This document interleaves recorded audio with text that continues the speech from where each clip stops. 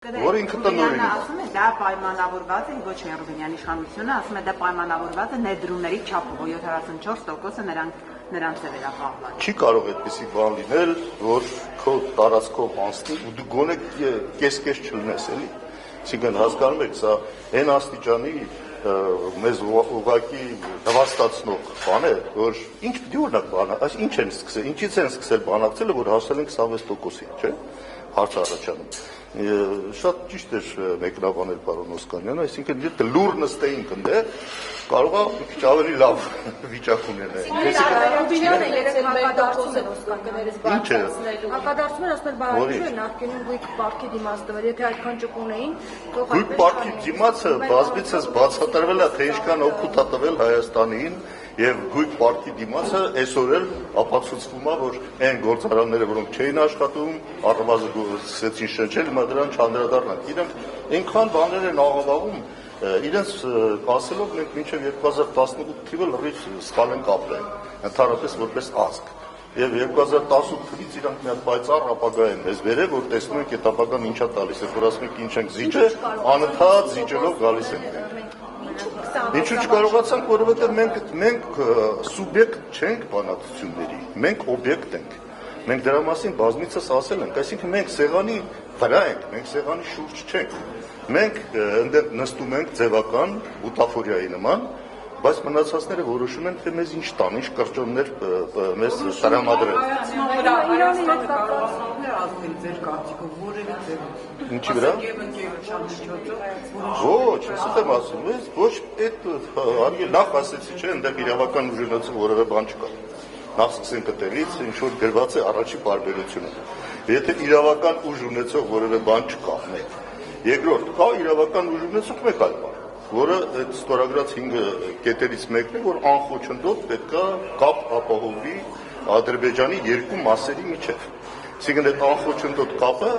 իրենք հիմա մեկնաբանում են, ասում են մենք այդտեղ խնդիրներ ունենք եւ այդ անխոչնդոտությունը պետքա ապահովվի։ Դրա հետ կապված մանրամասնություններ կան եւ դեռ լինելու են։ Հիմա սա ինչ է նշանակելու։ Հիմա տեսեք, իրենք նաև ասում էին, որ մենք այնտեղ ներկա ենք լինելու, սահմանապահ, որպես անձնագրերել են մենք ստուգելու, սահմանապահություն ենք անելու, մաքսային մենք ծառայություններ ենք անելու, բայց խորամանկորեն գրել են front office, back office հասկացությունները։ Սա ինչ է նշանակում։ Սա մենք լինելու ենք back office-ում, այնտեղ միտեղ նստած, front office լինելու է նա ինչ-որ կորոշի ամերիկյան այդ կազմակերպությունը եւ կապահովվի Ալիևի պահանջը։ Այսինքն իրանք չպիտի տեսնեն հայ ոստիկանի կամ հայ սահմանապահի դեմ։ Այսինքն ել եմ ասում, հասկանում եք, այսինքն մենք անընդհատ այն ինչ որ լսում ենք, օրինակ դժբախտաբար եմ դա ասում, դժբախտաբար այն ինչ որ լսում ենք մեր հարևաններից, թուրք-ադրբեջանական տանդեմի կողմից, դրանք իրականացվում են։ Այն ինչ որ լսում ենք հայկական կողմից, դրա հակառակն է տեղի ունենում։ Այսինքն Հայաստանը գրեց ինչու գնաց այդ որ ասում եք փաստաթղթի իրավական ուժի Հայաստանում սեղանի շուրջի սեղանի տակար ինչու գնաց որպեսի պատերազմ Հայաստանը մենք այսօր Հայաստանի շահի պաշտպանության մասին չենք կարող խոսել այն պարագայում, երբ որ այդ բոլոր բանակցություններում Հայաստանը ներկայացնողը կա, բայց Հայաստանը չկա։ Սա մենք պիտի հասկանանք, Հայաստանի ժողովուրդը դե չկա, կա Հայաստանը ներկայացնող մի վարչապետ, որը բնականաբար իր խնդիրն է լուծում, իր իշխանություն պահպանելու հաստատություն։ Երբ որ այդ տեսակետից ես նայում, ամեն ինչ տրամաբանական է դառնում, բնականաբար ինքը ուզում է իր իշխանությունները պահպանի եւ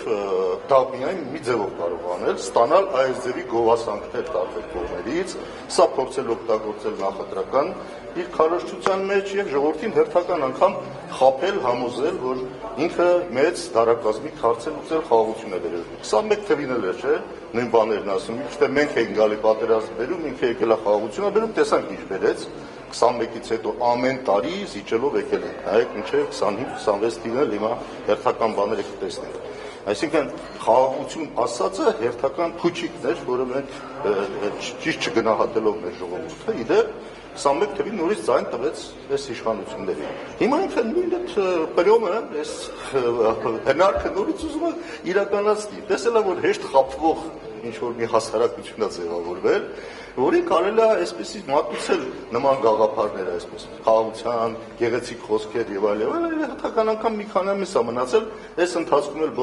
բոլոր կողմից կօգնեն, որ ինքը մնա իշխանության, դե տեսնում ենք ինչ է կատարվում, չէ՞, թուրքերը մի կողմից, ադրբեջանցիները մյուս կողմից դարել են իր քարոզիչը եւ իր շտաբի անդամներն են, այսպես ասած, դարել, արդեն ընտրական գործընթաց են սկսել, որ սա կարողանա այդ ամեն ինչը ներկայացնել որպես մեծագույն ձեռքբերում եւ հերթական